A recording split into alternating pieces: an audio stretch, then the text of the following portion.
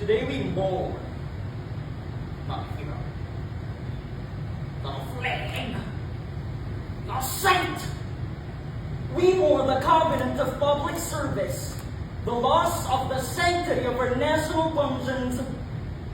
We commemorate the nation of revolutionaries who lived for freedom, for democracy, who wrote with mixed in blood and rifles with convictions and died believing the republic would be written in their blood. A country that confuses popularity with public service. A country that applauds speeches louder than audits actions. Because somewhere between para sa bayan and para sa sarili, moral authority was not stolen. It was surrendered. We scroll past its decade. And when something rots long enough inside a system, you don't just decorate it.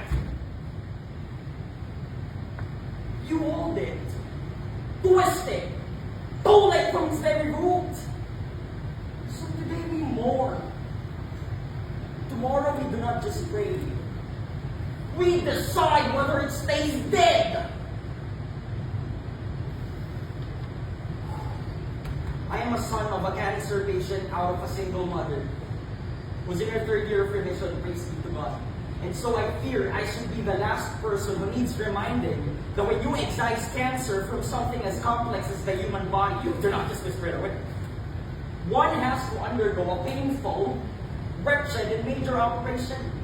One has to suffer. One has to bleed. My mother had. Truth of the matter is that for a very long time, the Philippines has been plagued by a cancer that is corruption rooted in a very soil we were living for. According to the latest Transparency International Corruption Perceptions Index, the Philippines scored 32 out of 100, ranking far below countries where public trust remains strong.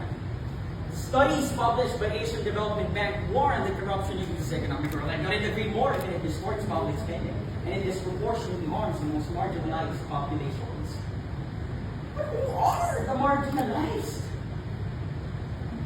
We are a family of 5, 4 siblings, a single mother. I am the eldest.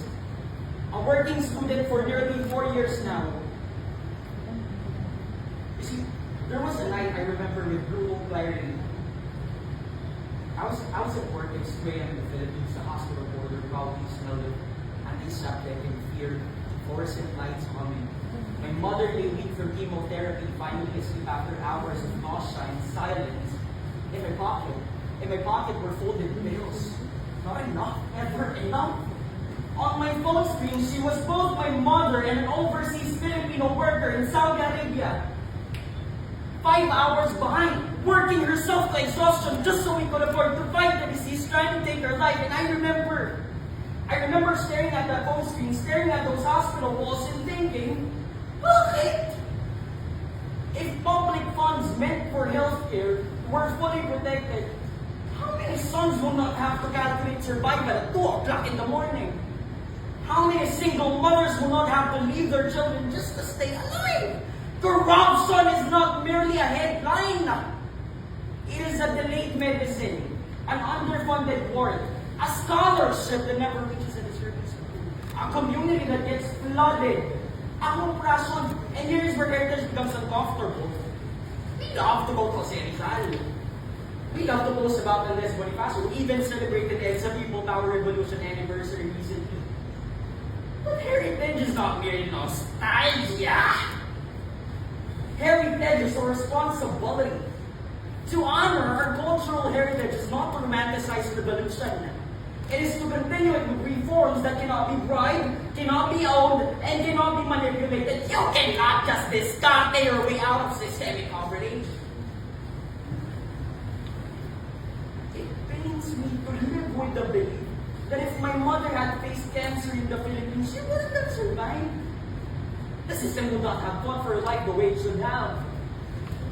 And now I stand on the edge of a moment every working student dreams of. I'm set to graduate next month. Next week, my nana is finally coming home after nearly 10 years of working as a domestic helper.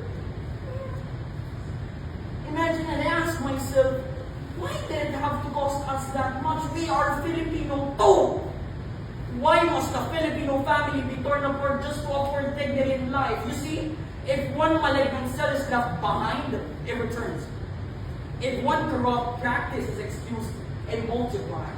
So when we say we mourn the covenant of public service, this is exactly what I mean.